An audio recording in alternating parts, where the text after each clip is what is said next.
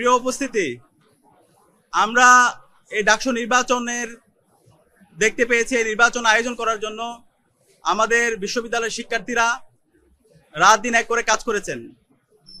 আমাদের শহীদদের আত্মত্যাগের মাধ্যমে আজকে এই ডাকসু নির্বাচন অনুষ্ঠিত হয়েছে এবং এই নির্বাচন সফল করার জন্য আমাদের নারী শিক্ষার্থী যারা আছে তাদের অগ্রণী ভূমিকা ছিল এবং জুলাই বিপ্লবে আমাদের বোনদের আমরা অগ্রণী ভূমিকা দেখতে পেয়েছি। তারা আমাদেরকে সাহস জুগিয়েছে। আমরা আমাদের এই ক্যাম্পাসকে সবার জন্য একটা নিরাপদ ক্যাম্পাস হিসেবে বিনির্মাণ করার আমরা প্রতিজ্ঞা করছি। একই সাথে আমাদের এই ঢাকা বিশ্ববিদ্যালয়ের যেই ধর্মের, যে পথের, যে মতের, যে আদর্শের লোক না হোক না কেন, আমরা সবাই একসাথে কাজ করব। আমরা এই ঢাকা বিশ্ববিদ্যালয়কে একটা মাল্টিকালচারাল ইনস্টিটিউট হিসেবে আমরা বিনির্মাণ করব এবং আমাদের প্রতিজ্ঞা, আমাদের এই ঢাকা বিশ্ববিদ্যালয়কে আমরা একটি পূর্ণাঙ্গ একাডেমিক ইনস্টিটিউট হিসাবে আমরা পরিণত করব।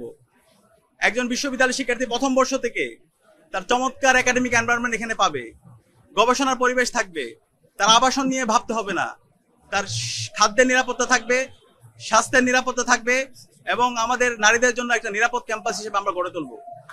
আমরা সবার কাছে দোয়া চাচ্ছি।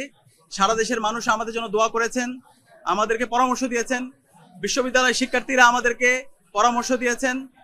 আমরা কথা দিচ্ছি, শিক্ষার্থীদের যে আকাঙ্ক্ষা তাদের সেটাই আমাদের আকাঙ্ক্ষা, শিক্ষার্থীদের ভয়েসে আমাদের ভয়েস, শিক্ষার্থীদের প্রত্যাশা আমাদের প্রত্যাশা। আমরা আমাদের এই ক্যাম্পাসকে স্বপ্নের ক্যাম্পাস বিনির্মাণ না হওয়ার আগ পর্যন্ত আমরা আমাদের লড়াই চালিয়ে যাবো ইনশাআল্লাহ। একই সাথে এই ডাকসু নির্বাচনে আমাদের অনেক সহযোদ্ধারা ছিল, আমরা তাদেরকে সহযোদ্ধা হিসেবে বলতে চাই, কারণ জুলাই আন্দোলনে এখানে যারা প্রার্থী ছিল আমরা সবাই সহযোদ্ধা ছিলাম। আমাদের সহযোদ্ধারা তাদের যে ইস্তেহারগুলো ছিল, আমরা সবাই একসাথে কাজ করতে চাই। এখানে আমাদের সাথে যারা একসাথে নির্বাচন করেছি তারা প্রত্যেকে এক একজন আমাদের উপদেষ্টা।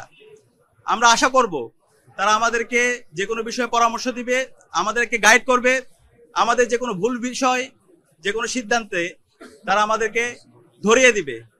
আমরা সবাইকে নিয়ে আমাদের স্বপ্নের ঢাকা বিশ্ববিদ্যালয় নির্মাণ করব এবং সেই ক্ষেত্রে আমরা এই ঢাকা বিশ্ববিদ্যালয় থেকে আমাদের এই স্বপ্নের বাংলাদেশের যেই আমাদের সবার বাংলাদেশের যে আমাদের ভাবনা সেটা আমরা দিতে চাই। এই জুলাই বিপ্লব এই ঢাকা বিশ্ববিদ্যালয় থেকে শুরু হয়েছিল এবং সফলতার সাথে আজকে আমরা আজাদি পেয়েছি এবং এই ঢাকা বিশ্ববিদ্যালয় থেকে আমরা আগামীর বাংলাদেশের একটি চমৎকার গণতান্ত্রিক পরিবেশ নিশ্চিত করার জন্য এই ঢাকা বিশ্ববিদ্যালয় থেকে আমরা সে বার্তা দিব।